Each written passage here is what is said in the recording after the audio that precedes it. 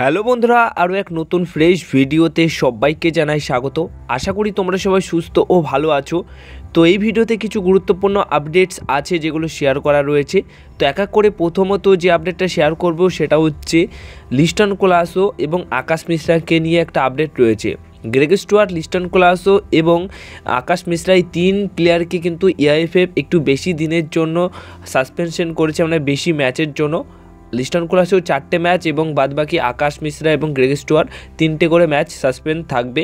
তো সেই অনুযায়ী এই যে সাসপেনশন এটা কিন্তু শুধু আইএসএলে নয়, সুপার কাপেও বরাদ্দ থাকছে। মানে সুপার কাপ আলাদা টুর্নামেন্ট হলেও এই টুর্নামেন্টেও যদি মোহনবাগান দল ম্যাচ খেলে তাহলেও কিন্তু পরপর ম্যাচ যদি থাকে, মানে আইএসএল সুপার কাপ মিলিয়ে, তাহলেও পরপর যে 3-4টে ম্যাচ রয়েছে সেখানে কিন্তু লিস্টন কোলাসো খেলতে পারবে না।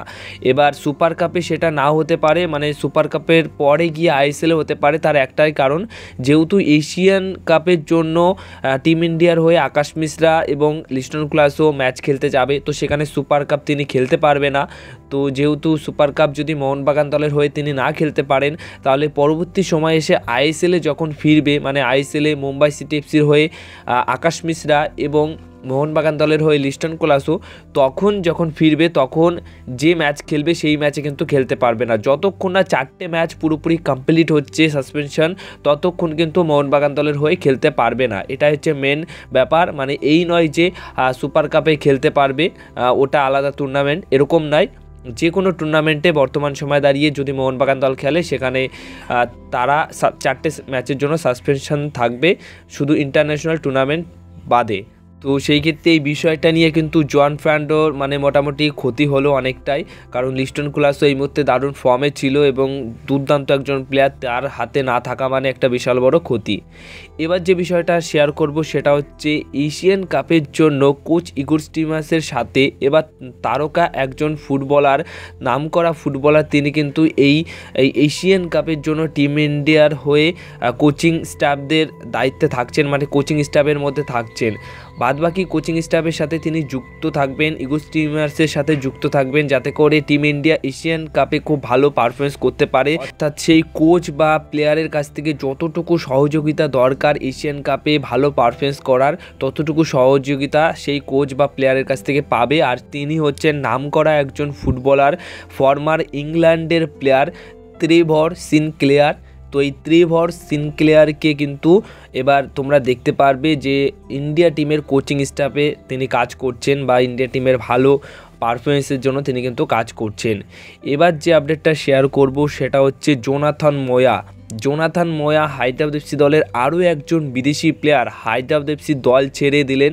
হ্যাঁ, দল ছেড়ে দিয়েছেন, এটা কিন্তু মোটামুটি আজকেই জানা গেছে, কারণ তার যে পুরনো দল রয়েছে সেই দলে তিনি আবার ফিরে গেছেন এবং পুরনো দলের প্লেয়াররা তাকে স্বাগত জানাচ্ছে প্র্যাকটিস গ্রাউন্ডে, সেরকম একটা স্টোরি দিয়েছে।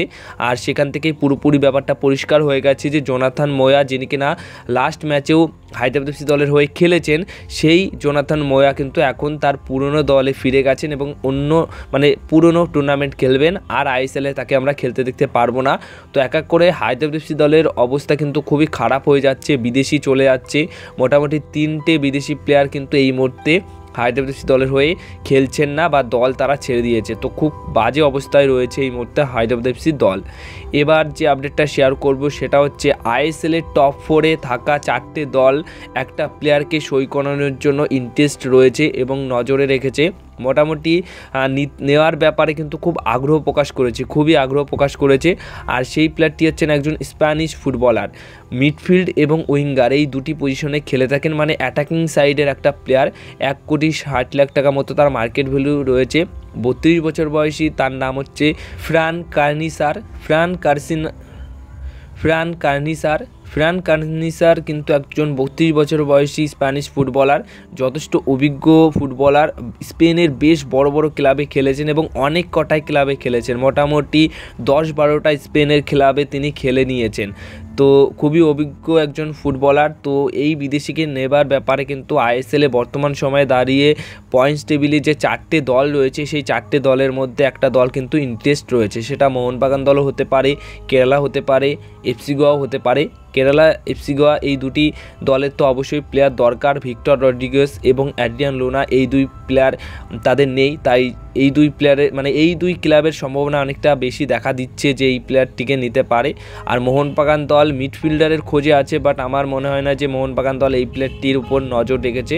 কিন্তু যেহেতু পুরোপুরি কোনোরকম নাম মেনশন করা হয়নি সোর্স থেকে, তাই 4টে দলের মধ্যে যে কোনো একটি দল হতেই পারে, কারণ মোহনবাগান দল অনেক চমক দেয়। তো সেই মতো অজানা চমক আমরা হয়তো এক্সপেক্ট করছি জানুয়ারি ট্রান্সফার উইন্ডোতে। তো এরপরে সবশেষে যে আপডেটটা শেয়ার করব সেটা অবশ্যই সাহাল আব্দুল সামাদকে নিয়ে। তো অনেকেই আমাকে বলেছে যে সাহাল আব্দুল সামাদ গতকাল প্র্যাকটিস করেনি, মানে এই যে অনুশীলন, এই কেরালা ব্লাস্টার্সের এগেনস্টে ম্যাচ খেলার আগে যে অনুশীলন, সেই অনুশীলনে গতকাল তিনি ছিলেন না। তো সেই অনুযায়ী আজকের ম্যাচে তিনি হয়তো খেলতে পারবেন না বা খেলবেন না, এটা নিয়ে অনেকেই প্রশ্ন করেছো।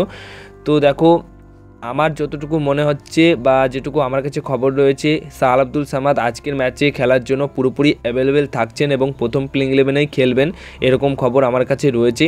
তাছাড়া গত ম্যাচে তিনি খেলেননি এবং গত ম্যাচে তাকে রিস্ক নেয়নি, তিনি কিন্তু খেলার জন্য অ্যাভেলেবেল ছিলেন কিন্তু তাকে নিয়ে রিস্ক নেয়নি।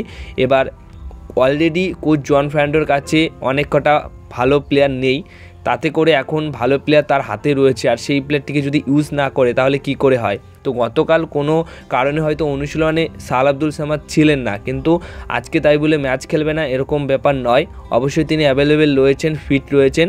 তো সেই ক্ষেত্রে তিনি কিন্তু খেলবেন আমার কাছে যতটুকু খবর রয়েছে। এবার তাতে করে দেখা যাক, সেটা কিন্তু আজকে সন্ধ্যায় পুরোপুরি কনফার্ম হয়ে যাবে যখন এই প্লেইং 11টা শেয়ার করবে বা ঘোষণা করবে। তো এই ছিল আজকের ভিডিও। যদি ভিডিওটা ভালো লেগে থাকে অবশ্যই ভিডিওতে লাইক, শেয়ার, কমেন্ট করো আর চ্যানেলটিকে তোমরা সাবস্ক্রাইব করে নিও।